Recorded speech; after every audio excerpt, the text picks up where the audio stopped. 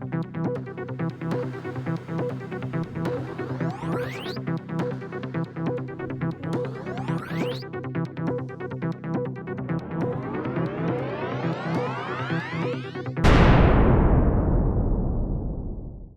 back to the show. Oh, Dana, I can actually see today. I can see you. Oh yeah. What did you get your contact thing? Yeah, it got Out? fixed, and after my advocacy for myself with my doctor, he discovered that the lab that creates this contact did some extra things that they weren't supposed to do, which completely. I mean, I'm like, I've got like triple whammies on my eyes. It's like awful prescription, stigmatism. I mean, like, name it. And so it just took me right out. And then it was pinched down too tight.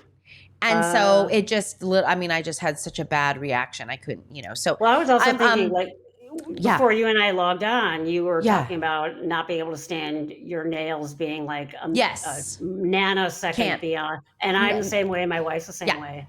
Yeah. So all that coupled with those lenses not being corrected and your super body like, whoa. Yeah. And my vision is so awful. Like if I wasn't, a minus 310 times 10, like it wouldn't, like if I was a minus 1 or a 2, it wouldn't matter. Like it wouldn't be that bad. But without correction, I can't see a thing. When like you said again, you like you're gonna have to save me. Though, did you have to stand your ground with your doctor before they figured out something was wrong? No, not at all. Actually, he got me in pretty quickly, and okay. And kind of got to the bottom of it. He's great. Good. He's so fantastic. Yeah. So that was really, really nice. But I think it's just like I hate being a burden on people, and I hate, and that comes a lot from my own childhood. Of just people pleasing, I often see that I will kind of sacrifice myself in order to say yes to someone, or I don't even think about myself sometimes in the equation. And then, down the road, I'm like, oh, why did I do that? That's a great segue to our topic. It is. We want to talk again about rejection sensitivity dysphoria. And I do think people pleasing is kind of an outcropping of it. Like if you can somehow just make everybody else happy, you won't have to experience You won't have to deal with, you don't have to deal with rejection at all. Yeah, exactly. Do you want to read that definition of RSD? Yeah, I mean, so I'm reading from the Attitude magazine, which, I think it's a great, it's a great, very colloquial kind of magazine. But it specifically, it focuses on ADHD and ADD. Today it's ADHD, but in the past we've called it ADD. Right. But in this article, this is the definition, which is rejection sensitivity dysphoria is extreme emotional sensitivity and pain triggered by the perception that a person has been rejected or criticized by important people in their life.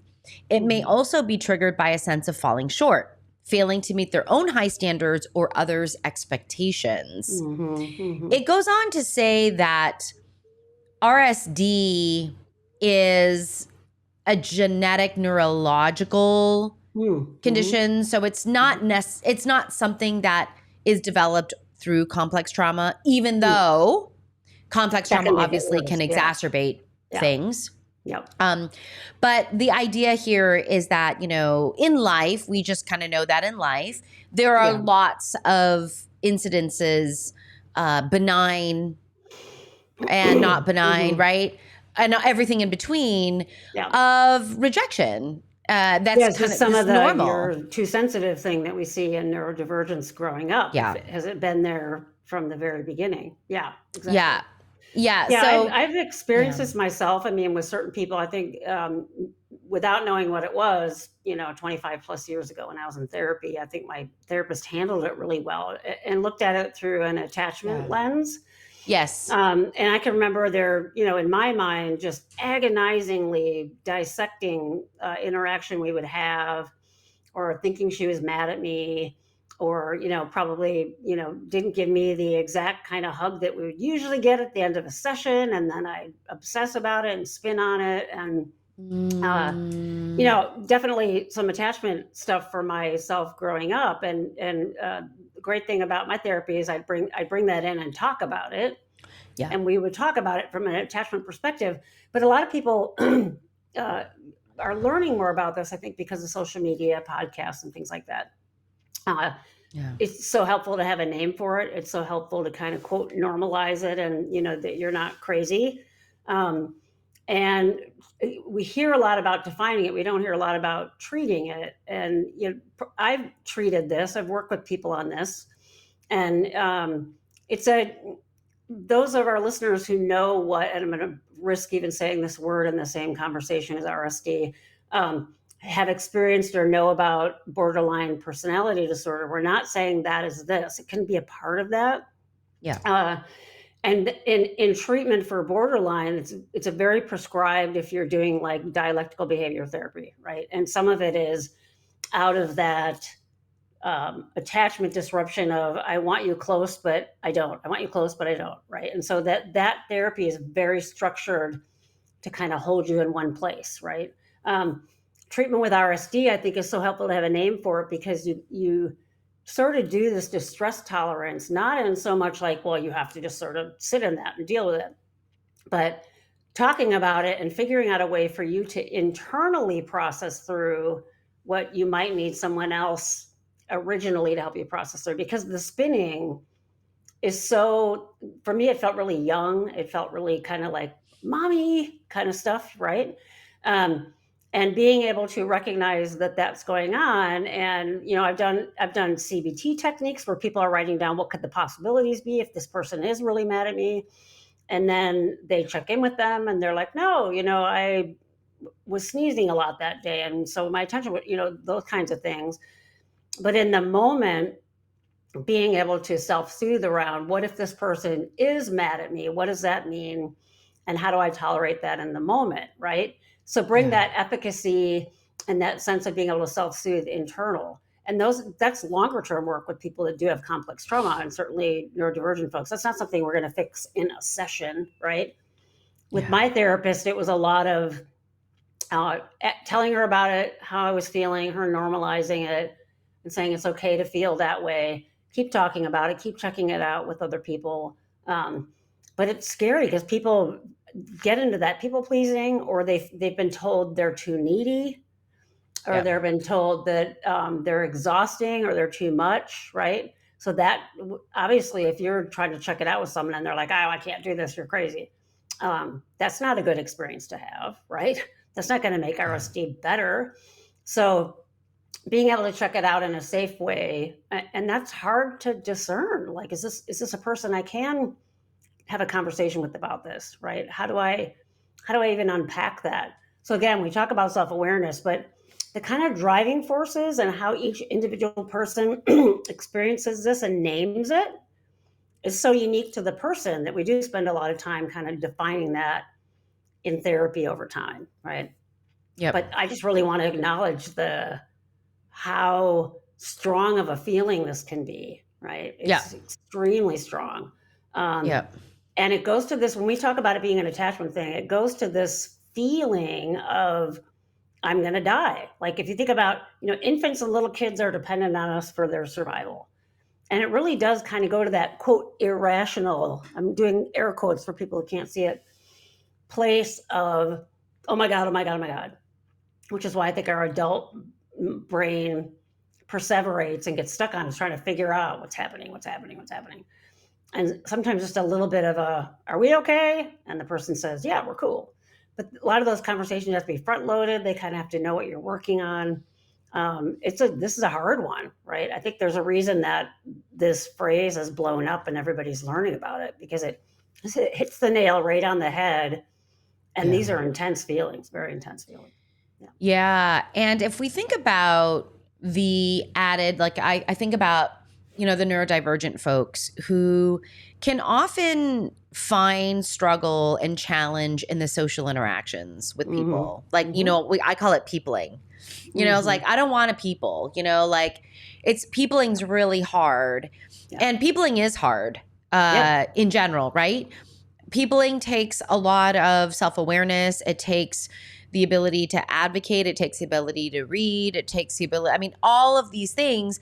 And many of my clients that are on the spectrum, it's not that they don't perceive social interactions or emotions. It's that they do so acutely and are so flooded by that information that they're kind of paralyzed by the decisions of how to act in those moments. And that's what actually keeps them out of those situations. So it's kind of the very opposite. I often see that that's a myth or just something that's inaccurate, where it's like, oh, autistics, don't feel the same or can't read social interactions. That can be the case for some. For some, yeah. But for many that I work with who are highly intelligent, highly verbal, they are just acutely aware. I mean, there's so much information coming in, which makes sense to me just from a sensory input standpoint, neurologically, that makes a lot of sense to me. But now you see these two things coming together. Yeah.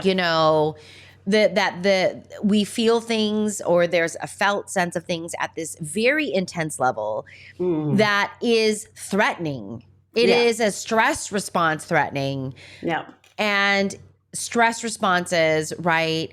You can fight or flight. Yeah. And I know that there's more fib, fawn, like da da da da. Yeah, but they're all, the reality is it comes down to two categories, which is, do I internalize it? Right? Yeah. Do I freeze up? Yep.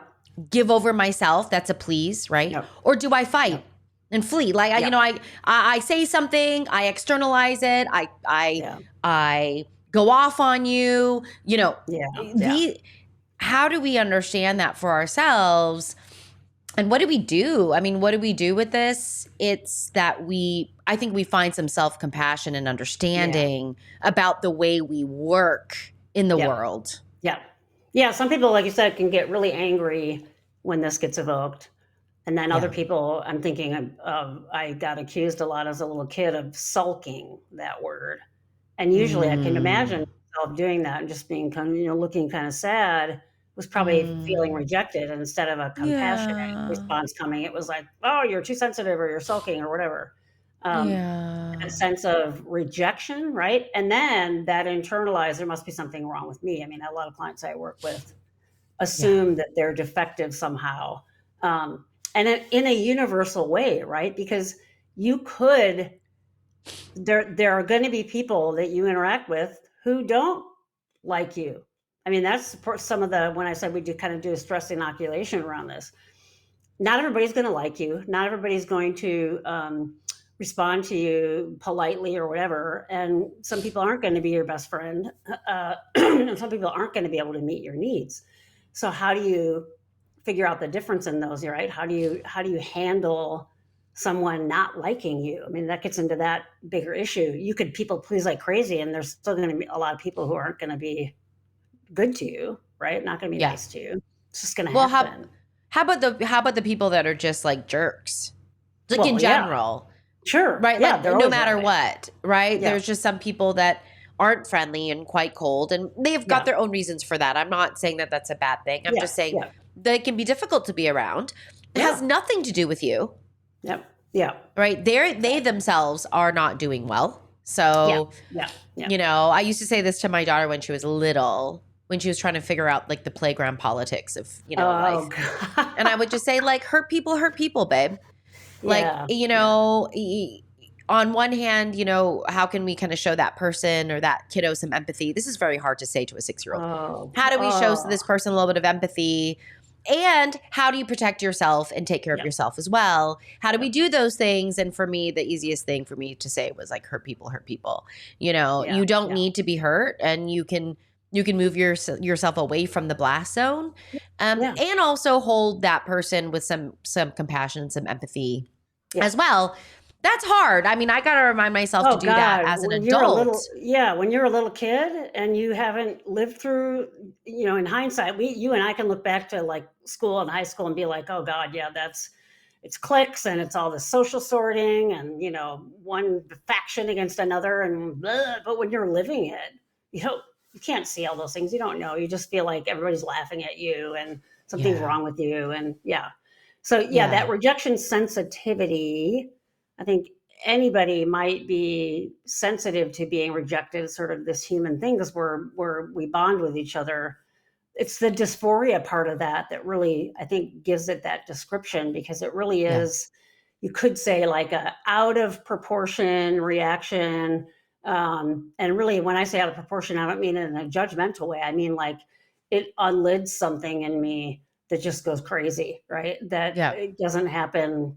And there's always going to be days that's going to happen more. Like if you're tired, or you've had a bunch of these in a row, or something else is going on in your life, and then this person that you are typically able to just say, meh, whatever, really gets under your skin. It's not, it's a little bit, can be a little bit of a moving target too, right? Yeah. I mean, and maybe, it's how many resources you woke up with that day. Yeah, exactly. Yeah. Sometimes we're exhausted and tired. And, we talked about this in our allostatic load Yeah. Yeah. episode, this Yep. idea of cumulative stress, Yep. and if you don't have the resourcing that day Yeah. to to internally resource yourself Yeah. around this situation, then that can look bad for you, right? The Greek, in this article, dysphoria is Greek for difficult to bear. Oh, perfect. Yeah. Yeah. So it's not that that people who experience RSD are wimps or weak, is what it Yeah. says, Yeah. but that the emotional response hurts them so much and Yeah. much, much more than a neurotypical individual. Yeah. So, it makes the life experiences, the normal life experiences that we have, where there is inevitably rejection all over the place, Right. in different and varying forms. It just makes life very difficult. And so it also, this article actually also gets into the difficulty with separating this from social phobia.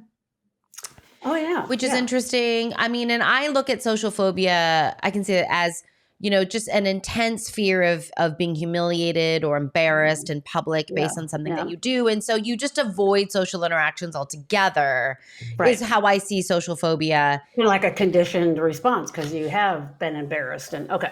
Yeah. That's right. Yeah. And so this is, a vigilance. I think they're both vigilant. I mean, I can see the overlaps and the crossovers. I think when people, and one of our listeners, one of our community people asked, what do you do with RSD? How do you manage it? And really, again, I'm going to go back to finding a space where you can explore this about yourself with compassion and understanding, and to build your internal resources to manage these feelings, not to see them as dirty or faulty or broken. Right? But to see yourself as, wow, I'm highly sensitive in this area. I've got a finely tuned, calibrated instrument here that needs extra love. As many fine-tuned instruments do. They need to be in certain humidities, and it's very, very particular, right? Yep. And that you might need to be more mindful of the environments that you put yourself into. I was thinking before you said the instrumentation thing, I was thinking along those same lines. And I can remember my therapist telling me, you're highly sensitive. So on one hand, it leaves you open to these things. On the other hand, it's probably one of the things that makes you a really good therapist. You can pick up on those nuances, and that double edge, sort of what you're speaking to, that finely tuned machine. So how do you then, protect those things? One of the first things that popped in my head was an instrument we used to use when I was a vet tech it's called specific gravity of urine, see how many particles are in it. And if you even put it down back on the counter too hard, it would go out of calibration. You had to kind of treat it with kit gloves, right? Because it was so sensitive. And that was the whole idea. So how do you figure out what are good situations for you, bad situations for you? There might be someone in your life who really is kind of being mean to you. And how do you I've worked with clients who have been in DV situations, domestic violence situations, and there's a reality check of, this person's damaging to you. This person is actively abusing you. So depending on the situation. Oh my God, that situation with someone who's, you might ask yourself, well, how could they even get in that if they're sensitive in the first place? Then we're back to the people pleasing. People, Yeah. women that I've worked with are like, I thought if I was just a certain way, they would be better, or maybe I did do something wrong. I mean, there's sort of these predictable things that can happen due to some sensitivity that you have. And you want to surround yourself, if you can, with people that get that. Right. And my wife and I do that all the time, where we don't have to go into a really big conversation. I can just say something like, is everything okay? And that's with a lot of communication, that sort of phrase is, I'm just checking in because I think I might be feeling something. And she might say, oh yeah, we're fine. I'm just crazy about something at work or something like that. So then Yeah. for me, I can unhook from, oh, okay, it's, you know what I mean? So that Yep. person may not be giving me their full attention, but it's not about a rejection thing. It's that they're preoccupied or whatever. Right. Yep. It almost reminds me of kind of like a reparenting thing, like you would do with your Yeah. daughter when she was little, was to frame Yeah. it for her, because you maybe didn't get that growing up. Your family and your people around you didn't teach you how to discern, or finally get to that place, which is, I don't really care if that person likes me because life's too short. But that's an end game to get to, and that's a hard one to get to. Listen, the other rule, or the other saying that I have with my daughter, as we're, talking about life and how challenging I think life can be in your Yeah. first few Oh my decades, right? God. Yeah. You cross over when you're, I think someone told me, one of my clients said to me, you have the go, the slow go, and the no go phase. And I died. But when you're in the slow go, I'm like, I feel like I'm in the slow. I'm definitely no longer in the go phase. Let me just Oh, tell okay. you. Okay. But I would say to her, the 5 and 5, if it's not going to matter in 5 years, don't spend more than 5 minutes on Mm. it. Oh, And that's, nice. yeah. Okay. So, hurt people, 5 and 5, it's like these Mhm. kind of things. Poor thing. This Yeah. is Is what this she the hill gets I for want to having a die on? mother, There's a have a mother as a psychologist. uh, I think, yeah, how do you disconnect yourself from that? And that yeah. is really challenging. And Yes. we just know developmentally what the developmental roles are, Mhm. and adolescence is just a Oh, very, very hard time yeah. regarding social kind Yeah. of inputs. And that And so, interaction with emotion we were talking about before we yeah, went on too. yeah, We're in the midst of, for those that follow me on TikTok, we're in the midst of training a new puppy. She's 11 weeks old. oh my And gosh, sure enough, so I'm cute. Googling an 11-week-old puppy like 2 nights ago, and they're like, oh, they're Yeah, starting to get in their teens. And they actually right. described it as they're overwhelmed by and don't know how to manage their emotions. And I'm like, Yeah, that sounds like a teenager. Yeah. yeah, So we're having to kind of show her how to manage that. And I'm like, the damn yeah, dog is going through that. It's more accelerated, she'll grow right. out of it quicker than a human would. But you think about all those things that sort of add up around a certain age. Maybe you don't have support at home or understanding at home. You have peers at school that don't get it. You're in this whirlwind of hormones and trying to figure out the social order and navigating those kinds of things. It's a wonder Yeah. any of us could move Make it through out. that at all. Yeah. So you Would find, like, make it I out. found you talk about your people with your daughter. I found my peeps. It was, everybody has it. I love the movie Mean Girls because it shows the different sort of cliques. I think there's a reason people form cliques, because then they have safety Yeah. in their own identified clique. It sort of Yeah. sucks that everybody can't get along, but it's a smart tactic you get with people that understand you and kind of get you. And in my case, it was probably like all the misfits, but we Yeah. all loved each other and that kind of thing. So you find some of that, and would be able to get to the point where the mean girl, was always the popular cheerleader, just like that movie, would say something, and then I'd spend an entire day thinking I'm not worthy, and then getting to a point where I'm like, like, I really care what you think. But Yeah. again, that's very hard to get to. Yeah. It's hard. I mean, it Mhm. takes a lot of resourcing for that. And, Yeah. for those of you out there that are like, well, what do going back to what can I do about Yeah. RSD? Yeah. Again, I think the first things would be, don't see yourself as broken or needing to be fixed. See Yeah. yourself as, this is a neurological thing. This is not a changeable thing in the Right. way that I can change Can't type get 1 rid of it. diabetes, Yeah. Yeah. or, and that, you got to find your spaces to explore it and develop your own strategies so that you can reduce your exposure to it. And when you are exposed to it, it's inevitable because it's life. Yeah. What are the things that you can fall back to? What are the tools you can use for that? Yeah. And that's where And you can DBT is learn really functional lovely. ones, right? People pleasing is not a functional. No. I learned about that in Alcoholic Family Systems. It's one of the first things I learned in therapy was the people pleasing thing. And I'm like, oh my God, that's me. Yeah. Yeah. It's not. Yeah. Yeah. You see people pleasers in kinds of abuse and trauma situations, right? Because it, especially as when we talk about complex trauma, we inevitably refer to childhood. And that's just something that I think is important to understand. It doesn't necessarily need to be one big T trauma. It's a bunch of chronic little T traumas that change the way that you develop and see yourself over time. Yeah. This is how we see, I think, this people pleasing thing start. And I see myself more and more in this light, as I start to become more awakened, aware, right, to myself and allow myself the space. And as an audience, for our audience, you get to see Dana and I also develop. I mean, Dana and I are also on our own journeys and trajectories of life and our own challenges of being human in this world. So yes. So if the RSD piece resonates with you, find your people and get help to understand it and integrate it into the way in which you see yourself. Yeah. Exactly. Yeah. Yay. You're a finely tuned instrument that needs to not be banged around. Honestly, right? I mean, seriously, that instrumentation, I think about musical instruments. I've got people in my life that play very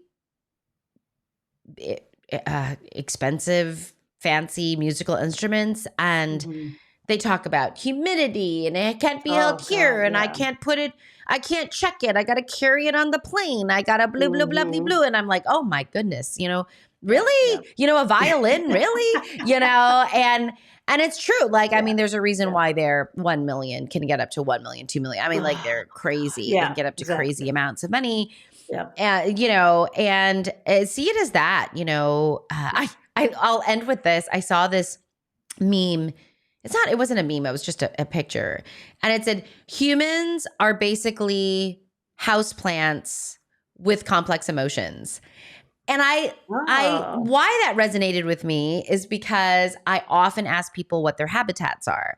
What's your habitat? What habitats do you thrive in? Which I'm really saying, like, we're plants or animals, right? Like, and we understand it that way. You just talked about, a dog. Yeah.